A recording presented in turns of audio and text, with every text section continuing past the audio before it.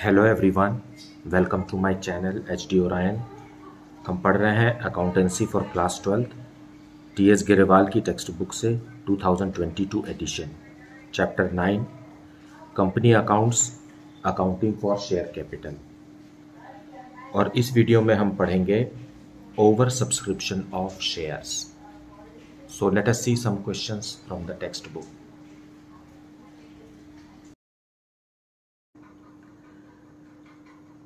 शुरू करने से पहले एक बार मैं फिर आपको रिमाइंड कर दूं कि क्वेश्चन पढ़ना बहुत ज़रूरी है। आप पहले पूरा क्वेश्चन को अच्छे से पढ़िए, एक एक शब्द पढ़िए, अच्छे से समझिए, फिर उसका सॉल्यूशन सोचिए। फाइन, कई बार ऐसा होता है कि हम क्वेश्चन की तरफ ध्यान नहीं देते और कुछ सेंटेंसेस पढ़ने के बाद ही सॉल्यूशन पे उतर आते हैं। So please make it a point.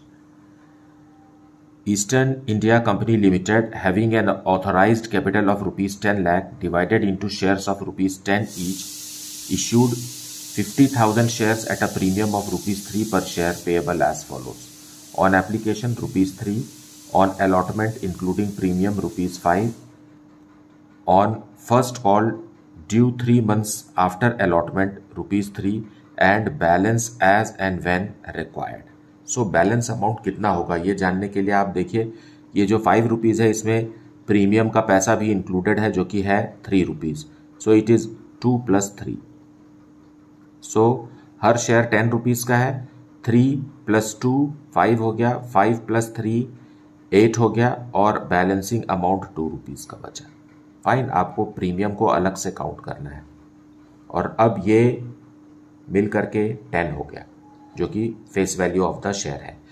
Applications were received for 60,000 shares and the directors allotted the shares as follows. Applicants for 40,000 shares received in full. Applicants for 15,000 shares received an allotment of 8,000 shares. Applicants for 5,000 shares received 2,000 shares on allotment and excess money being returned. Now यहाँ पर तीनों ही condition को apply किया गया है कि access application money वापस करना है, एक्सेस एप्लीकेशन मनी को एडजस्ट करना है और यहाँ फुल अलॉटमेंट भी है। Fine, all amounts due on allotment were received. The first call was made and the money was received except on 100 shares. Give journal and cash book entries to record these transactions of the company. Also prepare the balance sheet of the company. Fine. So let us see the solution on this. So we will see solution 17. Company का authorised capital है rupees 10 lakh का। 10 lakh rupees का authorised capital है और हर share 10 rupees का है। तो हम 10 लाख को 10 से डिवाइड करेंगे तो आ गया 1 lakh shares. Fine, so company के पास 1 लाख शेयर्स है और कंपनी इसमें से इश्यू कितना कर रही है? इश्यू कर रही है सिर्फ 50,000 shares of rupees 10 each. Fine, अब इस 10 रुपीज को भी प्रीमियम पे इश्यू कर रही है। सो प्लस करेंगे premium. Premium is of rupees 3, मतलब हर शेयर पर कंपनी को 13 रुपीज मिलना है। फाइन, अब कैपिटल का जो अमाउंट है वो 10 रुपीज़ है, प्रीमियम कैपिटल से बाहर होता है और इसे भी कंपनी 4 इंस्टॉलमेंट्स में रिसीव कर रही है। फाइन, 4 इंस्टॉलमेंट में इस तरीके से रिसीव कर रही है कि 3 rupees on application,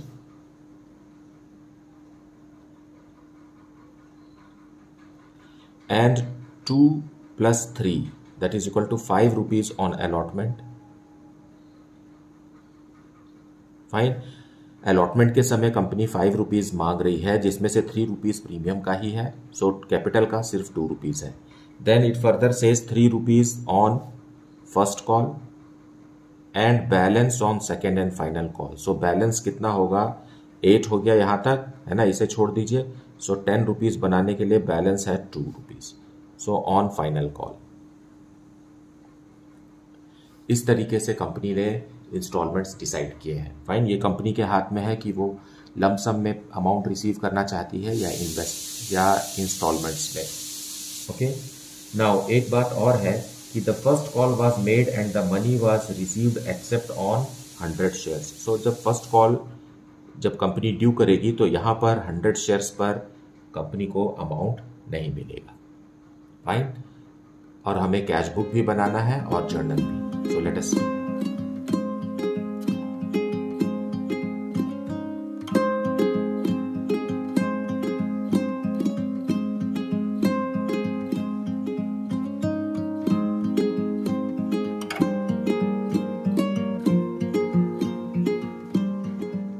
so cash book में सबसे पहले हम एप्लीकेशन मनी रिसीव करेंगे।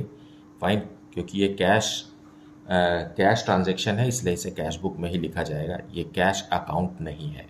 Fine. So to share application account. Now to share application में 50,000 शेयर्स पर एप्लीकेशन मनी ₹3 पर शेयर के हिसाब से company will receive ₹1,50,000। Fine. So application money पहले रिसीव होता है, फिर कैपिटल अकाउंट में ट्रांसफर होता है। So let us move on to journal. So in the journal entries हम लिखेंगे share application account debited to share capital account.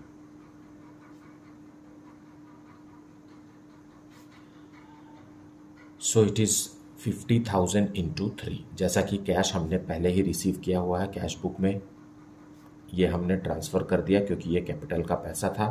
Fine. Being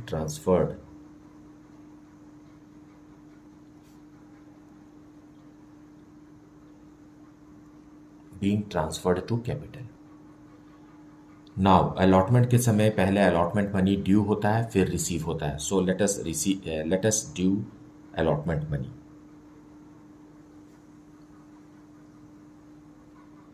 So share allotment account debited to share capital account and to securities premium reserve.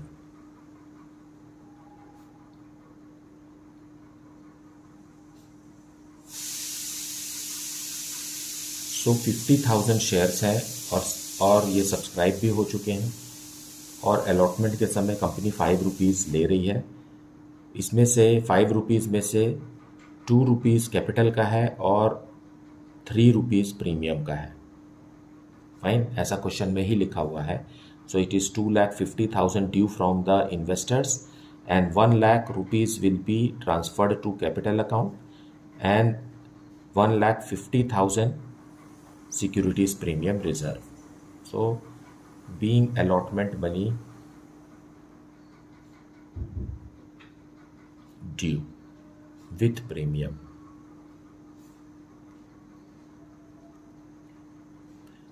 premium on 50,000 shares. देखिए, narration लिखना बहुत ज़रूरी है और साफ साफ और अच्छा नरेशन लिखना चाहिए कि क्या ट्रांजैक्शन हुआ है जिसके लिए जर्नल एंट्री की गई है। Several are in habit of skipping narration. Without narration a journal entry is not complete. So make it a point that you have to write good narration with every journal entry passed. अब इसे हम cash book में receive करेंगे। To share allotment,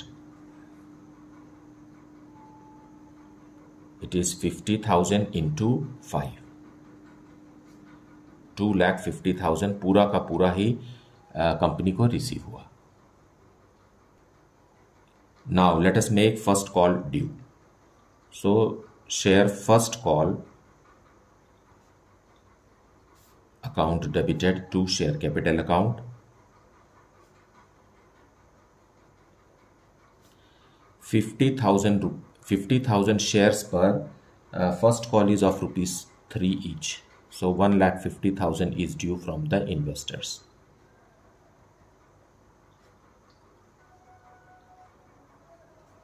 Being first call money due.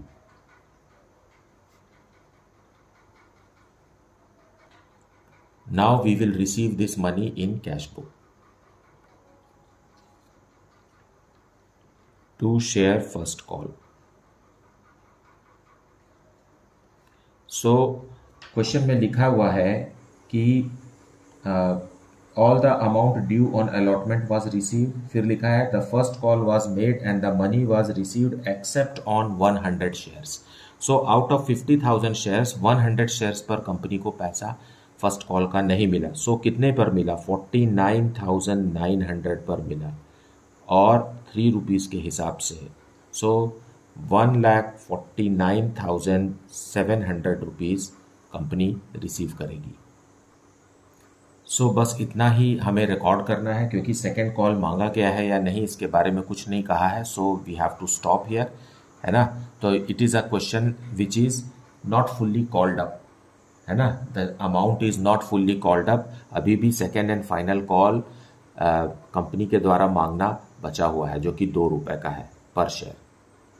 Fine. सो अभी यही हमें यहाँ close करना है और बैलेंस शीट बनाना है। So it is issued, it is fully subscribed, but it is not fully called up and paid up.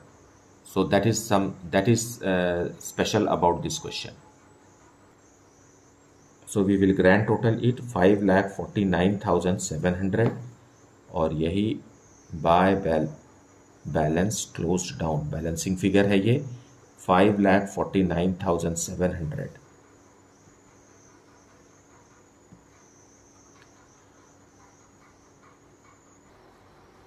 So balance sheet से पहले हम नोट टू अकाउंट बनाएंगे।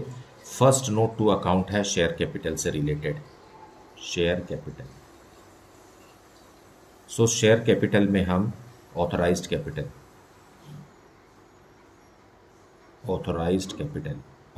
कैपिटल का डिटेल हमें यहाँ शो करना है।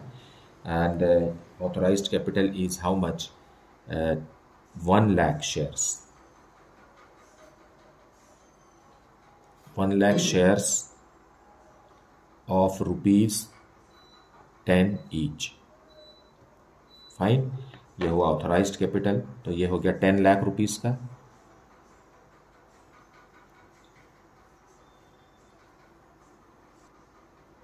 इसे हम यहीं ब्लॉक कर देंगे और बैलेंस शीट में शो नहीं करेंगे। फिर ऑथराइज्ड कैपिटल के बाद आता है इश्यूड कैपिटल। इश्यूड कैपिटल का डिटेल है कि out of 1 lakh shares 50,000 shares company ने पब्लिक को इश्यू किया है। सो 50,000 shares of ₹10 each, so it is 5 lakh. इसे भी हम ब्लॉक कर देंगे, इसे भी बैलेंस शीट में शो नहीं करना होता है। Then subscribed capital. So subscribed capital में 2 तरीके से हमसे शो कर सकते हैं, क्योंकि हमने तो पूरा कॉल नहीं किया है। सब्सक्राइब्ड कैपिटल में जो फर्स्ट कैटेगरी है ₹8 called up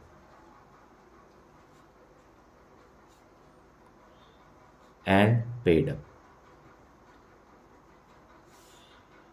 Fine. So on how many issued shares ₹8 was called up, सब के ऊपर हमने कॉल कर लिया था, है ना। पूरे 50,000 शेयर्स पर कॉल किया गया था, लेकिन पेड अप 100 शेयर्स पर नहीं है। So what will we write? We will write 49,900 shares. Fine, ₹8 called up and paid up। ठीक। So 49,900 multiplied by 8, it is 3,99,200। फिर हम लिखेंगे यहाँ पर 100 shares ₹8 called up and ₹5 paid up. So 100 into 5, it is 500. So the amount is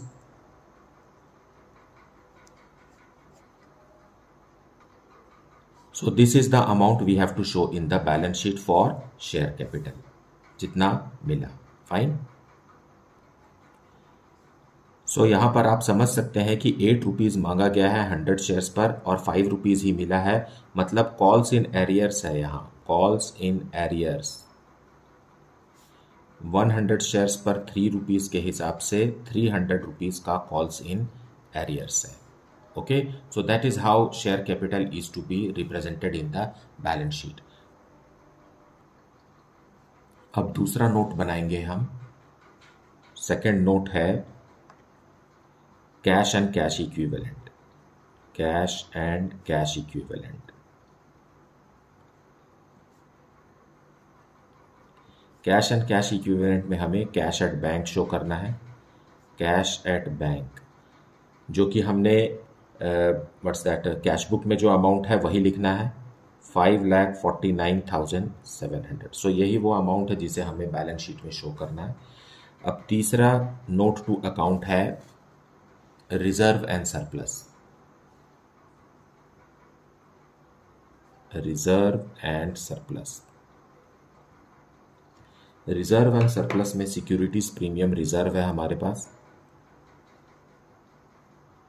securities premium reserve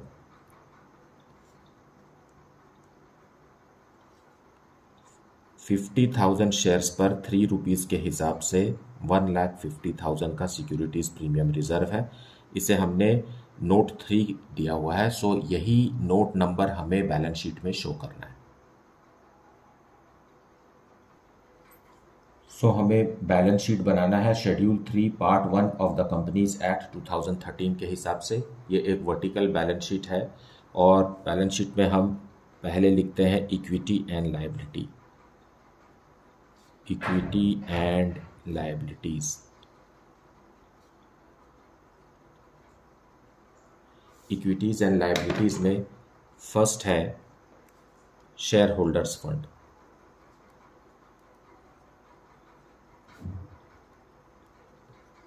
और उसमें भी first है शेयर कैपिटल।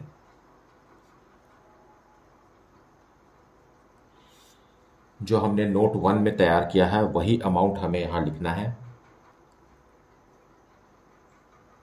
3,99,700। और शेयर होल्डर्स फंड में रिजर्व्स एंड सरप्लस भी लिखना है।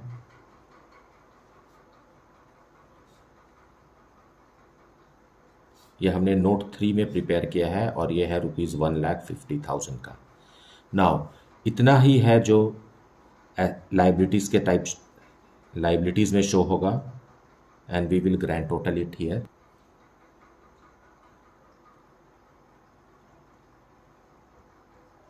सो this is the total. Now let us see the asset side of it. So second number पे हम एसेट्स शो करेंगे। एसेट्स में फर्स्ट होता है नॉन करंट एसेट्स, जो है नहीं अभी हमारे पास।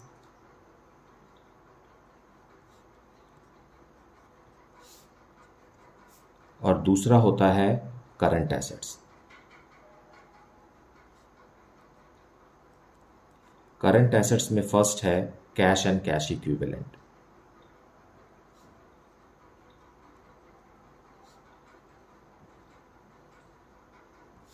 एंड कैश बुक का टोटल हम यहां लिखेंगे। So this is how the balance sheet is to be prepared. Now the assets and the liabilities are both equal. Fine, we can grand total it here.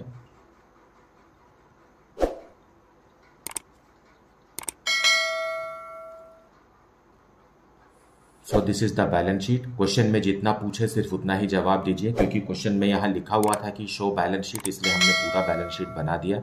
कई बार question में कहता है कि सिर्फ बताइए कि शेयर कैपिटल कैसे शो होगा, तो आपको सिर्फ इतना ही बनाना होता है ना। ये सारी चीज़ें आपको लिखने की ज़रूरत नहीं है। सो क्वेश्चन ध्यान से पढ़िए और समझिए कि कितना जवाब देना है और उतने पे ही अपना समय और दिमाग लगाइए।